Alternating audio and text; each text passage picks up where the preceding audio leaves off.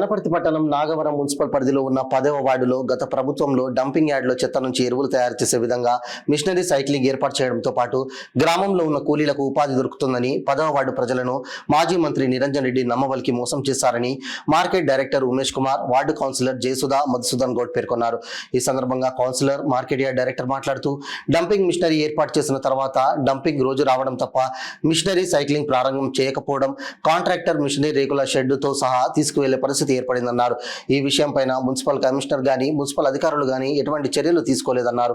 Ward ప్రజలు dumping ని ఇక్కడి నుంచి తొలగించి వేరే ప్రదేశానికి మార్చాలని మున్సిపల్ కమిషనర్ కు డిమాండ్ చేశారు. లేదంటే వార్డు ప్రజలు పెద్ద ఎత్తున ధర్నా చేపడతామని హెచ్చరించారు. ఈ కార్యక్రమంలో ward councillor Jayasudha Madhusudan Goud, councillor Sujatha Yadagiri, market director motor Umesh Kumar, మహిళలు, వార్డు ప్రజలు తదితరులు పాల్గొన్నారు.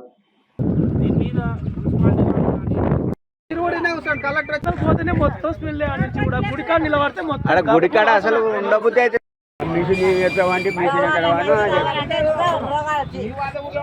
మున్సిపాలిటీ వాళ్ళు ఇచ్చలు విడిగా చెత్త ఎక్కడంటే అక్కడ గుట్టలు లేచిపోతున్నారు. మొత్తం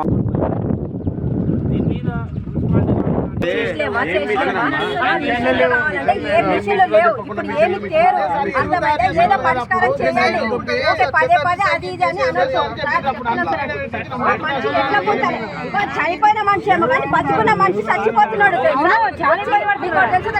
వచ్చిన చూడకే పూంచనికి వచ్చిన ఒక్కసారి వినండి, వచ్చి పూంచనికి వచ్చిన మనిషి ఇంటికాడ వచ్చి రోగం వచ్చి పడిపోతున్నాడు. దానికి ఎవరు రెస్పాన్స్ చెప్పండి? అన్ని చెత్త మొత్తం ఎక్కడ లేదా? ఇది నాగోరం డంపింగ్ యార్డ్ అని చెప్పి ఒక మిషనరీ పెట్టి మాకందరికి అల్లా కల్లోల మాటలు చెప్పి మిషనరీని పెట్టి ఇక్కడనే మిషనరీ నుంచి సైక్లింగ్ చేసి ఎరువులు తయారు చేసి ఇక్కడ నుంచే సప్లై చేస్తాము, మీ గ్రామంలో ఉండే వారికి ఉపాధి దొరుకుతుందని చెప్పి మాకు మాయ మాటలు, కళ్ళ మాటలు చెప్పి మా గ్రామాన్ని, మా 10వ వార్డుని, నాగవరం గ్రామాన్ని మోసం చేసిండ్రు మాజీ మంత్రివర్యులు. ఇక్కడ మిషనరీ ఫిట్ చేసిన తర్వాత డంపింగ్ వస్తుంది, మిషనరీ స్టార్ట్ కాలేదు. తర్వాత లాస్ట్కి ఏమైందంటే ఆ మిషనరీని కూడా ఇప్పుకొని పోయే పరిస్థితి. ఆ కాంట్రాక్టర్ రేకులు కూడా లేకుండా ఇనుప కడ్డీతో సహా మొత్తం ఇప్పుకొని పోయిండు ఆయన. దీని మీద మున్సిపాలిటీ వాళ్ళు కానీ ఎందుకు తీసుకెళ్తారు అని కమిషనర్ కానీ ఎవ్వరు ఎటువంటి ఆయనను క్వశ్చన్ చేయలేదు. ఆ డంపింగ్ మాత్రం రోజు వస్తూ వస్తూ వస్తూ వస్తూ పేరుకుంటూ పోయి గుట్టను ఎవరైనా కొత్త వ్యక్తులు వస్తే ఇది గుట్టన అనే కాడికి అయిపోయింది పరిస్థితి. అదేవిధంగా మాకు మా అదృష్టమో దురదృష్టమో ఈ డంపింగ్ యార్డ్ పక్కలే మాకు శ్మశాన వాటిక ఉండడం నిజంగా కూడా మా దురదృష్టమే.